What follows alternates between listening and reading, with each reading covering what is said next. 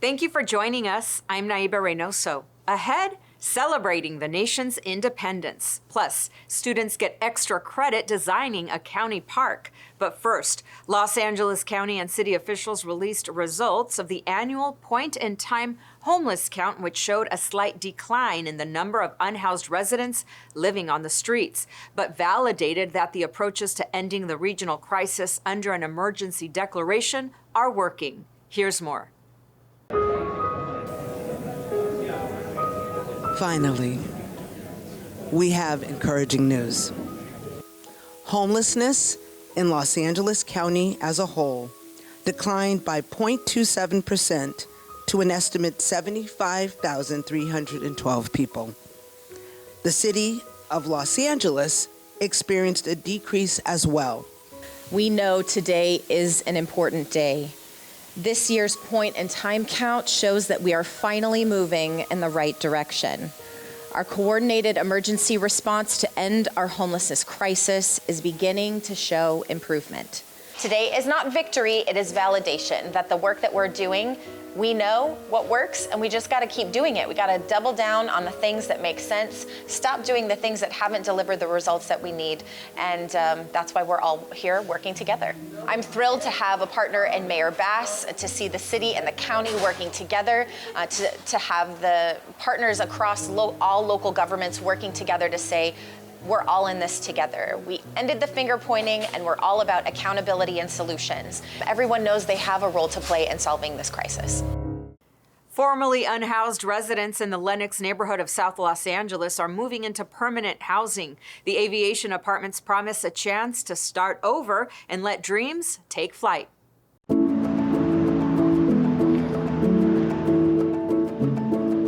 Really proud to continue with these home key projects.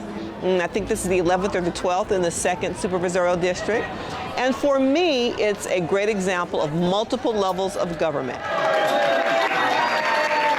We're at Aviation Apartments this morning, which is 48 studios that were converted from an old motel. So you can see that the studios turned out really amazing. They're nice and spacious, fully furnished so that folks come in and feel comfortable right away. Today is the grand opening of the Aviation Suites permanent supportive housing building. So all of the residents here are chronically homeless. Once they move in, they have access to a caseworker who's on site 5 days a week and any other services they need, and their rent is subsidized. So it's a really great way for folks to get indoors permanently.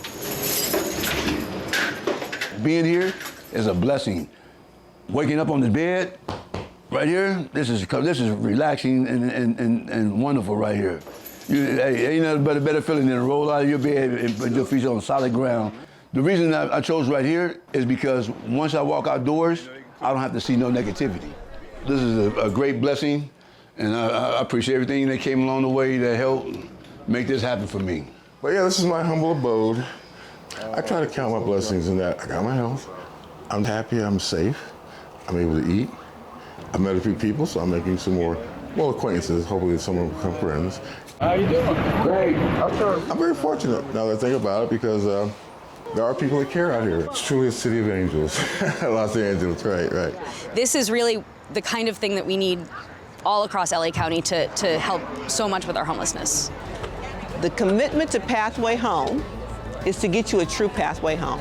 So to know that we have experienced that now full circle, from that first encampment removal to knowing that some of those residents are now actually in a permanent home, I think is proving that we mean what we say and we want people to understand to trust us. Graduates of a Youth at Work program received hands-on experience in landscape architecture and a chance to consider a growing career field.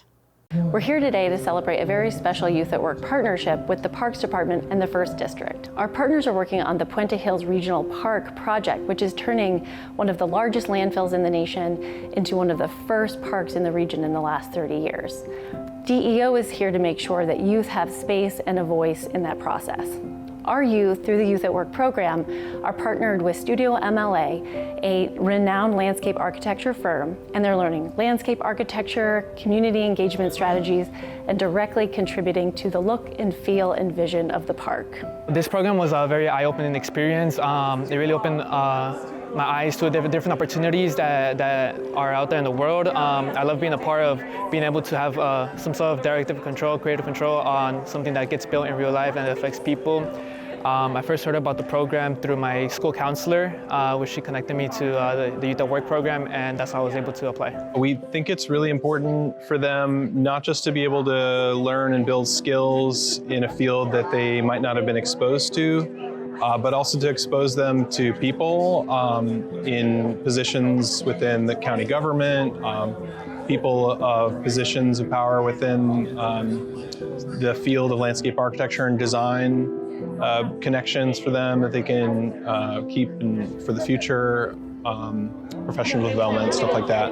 So we're really excited to support our Youth at Work. We're excited to bring together youth development and environmental remediation and support the future sustainability of our region. To learn more about Youth at Work, go to opportunity.lacounty.gov. How do you celebrate the 80th anniversary of the Department of Parks and Recreation? By getting in a boat and taking in the sights and sounds at 4 scenic lakes. Here's more.